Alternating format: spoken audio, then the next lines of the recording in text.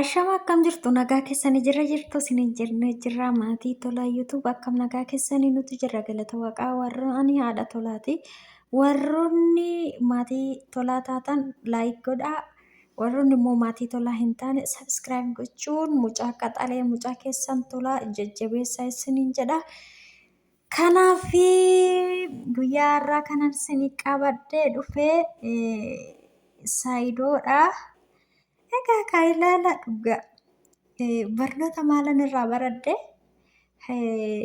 haadha manaa ofitti baay'isuun kana qabaa jechuudha. Jidduutti akka qoraanii boba'uudha jechuudha. Kanumarra warroonni niitii haadha warraa afur fuunaa agaa afuriin wayyamaa jettanii shariyaan keenya akkasitti afur nu wayyamaa jettanii gidduutti maaliif akka qoraanii bobaatu? Dhugaasiniin jedha maaliif jennaan shariyaan hunda isin hiyyamu amma kudhanii toodoo fuutanii maaliif jennaan dubartoonni dantaa hin qabanii isintu gidduutti gubataa jechuudha.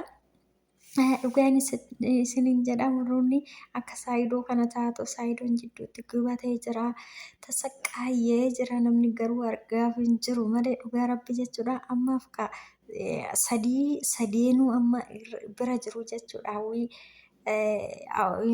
Ayyuudhaanis adda hin baane keessumattuu immoo gaayis kan gaaffii guddaa natti ta'e inaani akkamitti inaan akkanatti jaallate iccitiin inaanii fi saayidoo jidduu jiru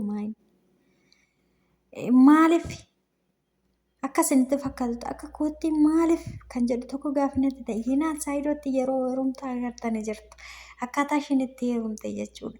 Hawwii immoo yeroo sumayyaan yemanii koottuun araba saninni fuudhuudha kaananii koottuu sinegaa booletti ijoollee keetti sin agarta ittiin waamtee siyaati hinni iddoo dhaqu dhabee dhiphate sanitti hawwiin dhuftee fi hawwii hin dhiphatin saayidoo jettee haarii san irraa cabsite jechuudha.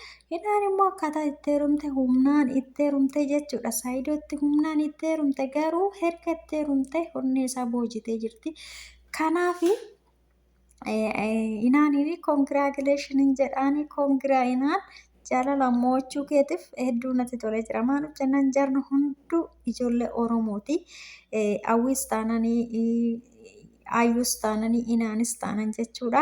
Nan jaaladha jechuudha. Sadeen isaaniitu haadha warraasaa kan duraas sumayyaas ijoollee keenya biraa qabna waan taateef hedduun jaaladha hedduun kabaja. Dhugaan isiniin jedha guyyaa har'aa inaanii wanyuu waamtee jechuudha. Hawwii waamteeti ati garaatti baattaayii jettee gaafatte jechuudha. Maal gaafii qabareeyyanii jetteen jechuudha. Hawwiin inaaniin yeroo inaan gaafattu saayidoo wajjin deematoo marmaramaa yookaan tiraasaawundii kaa jetteeni jechuudha. Yeroo akkas jettuunis tiraasaawundii ani ka'uu hin barbaadu isa wajjin jetteeni. Ulfi kee ji'a meeqa jennaanii ji'a 4 jetteeni. Ulfi keetirree ji'a 4 garaan keetis hin guddatu jennaanii gaafii maal deebisteef hawwiin? Hawwiin ulfi kiyyaa ani qarqarattan faayee dalga deema malee asii achi hin deemu jetteeni jechuudha. Inaaniin meegaayis ulfa durtu dalga deema moo dhuguma dubartiin gonnii qabdu gonniidhaan dhoksitii jedhu. Garuu ulfa durtu dalga deemee guddata moo kan ammaati fuulduratti guddata?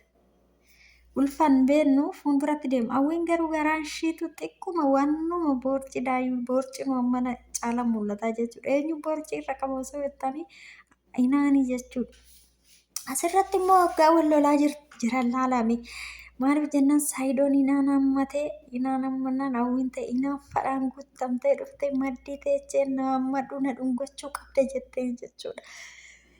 Na dhungachuu qabda jetteen yeroo inni dhungachuudhaatti jedhu immoo inaanis inni naafti kaameeraa biratti akkamitti dhungattaa afaan keessa jetteen qabdee irraa gottotte hawwiin baay'ee aartee gidduu keenya taa'uu qabda jetteen jechuudha. Inaani akkuma beekamu manni kun mana bareedaa kireechee fi meeshaa babbareedatti galchee fi jechuudha. Hawwiin immoo mana kifilii tokko kan kilaasii tokko kireechee fi achi keessa jiraatti jechuudha. Asuma immoo hayyuunis asuma bultii jechuudha. Hayyuunis isaan biratti galtee akkamitti hayyuu as bulchitu jetteeni jechuudha. Hawwiin hinaanii yaa bultu ani maaltu na dhibee rafteetuma baati malee wanni gootu hin jirtu jennaan saayidoo wajjiniin uumaan godhanii jette. Hawwiin jechuudha saayidoo wajjin uumaan godhanii jetteen. Achumaan uumaan godhanii rafteetuma baatii wanni na gootu hin jiru wanni na gootu hin jiru rafuu bichaadha hayyuun jetteeni jechuudha. Hawwiin immoo dubartoonni saayidootti heeruman hundi odoo nama biraatitti heerumanii saayidoo obsuu hin danda'anii. Saayidoo dhufaniiti nagarramti iddoo kanatti dhugaa. Saayidoo dhufaniiti arguu jetteeni jechuudha hawwiin. Inaan nama garramtu dhugaa waaqaa jechuudha. Akka ishiin nu ganne dhoowwite inni naafti naantonni sagartanii mataa gadi qabatti malee naaf asheerraan beeksisu malee ni naafti jechuudha dhugaa. Okay. Jidduutti gubate saayidoon. Saayidoon wanna gochuu qabu amma dhugaa waan gochuu qabu an akka koota kanatti fakkaatutti jaara kana sadanuu ofirraa geggeesse haadha ijoollee isaa wajjin hin jiraachuutu isa baasan jedhaani gama kiyya maal jenna namni hargaaf hin jiru gidduutti gubatee suni ana ajjin nama naa hin dadhabayyuu maal laman kun hunduu ijoolleen baqa umuriin isaan irra jiran umurii dargaggummaati nama mataadhaan gajjedhanii moti gajjedhanii hajajamanii fi bulanii miti jechuudha. Maaliif jennaan saayidoodha siyaatii kanatti kan taate Sumayyaa qofa turte dhugaa. Maaliif jennaan Sumayyaan umuriidhaan irra bultuudha nama gorora liqimse jechuudha. Isaan kun ganaa gorora liqimsine mana 30 hin guunne mana 20 keessa jiru jechuudha. Sadassaanitu dubartoonni isaa xixiqqaadha jechuudha. Maaliif mana 20 keessa jiru jechuudha. Siyaatii kanatti kan Sumayyaa kan Saayidoodha ta'uu fi Sumayyaa qofa dhugaa. Maaliif Sumayyaa yaada naannifattee maaltu si gubee obboleecha koo maaltu si dhibee mana bareedaa akkanaa kana haadha ijoollee keetiitti guuttee kanatti majlisiidhaaf fataa goote haadha ijoollee keetii wajjin hoo jiraatte Saayidoo dhugaa. Akkasii wayyaa dhugaa.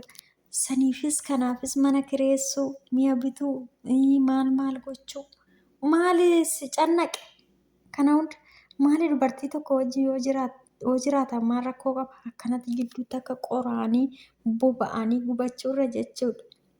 Ani immoo kana shakke lammaffaa jechuudha hordoftoota kiyya hawwiin dhuguma ulfaa moo akkam ani natti fakkaatu hawwiin ulfaa natti fakkaatu kanaaf rabbi yaa beeku isiniin jala turtii gaarii.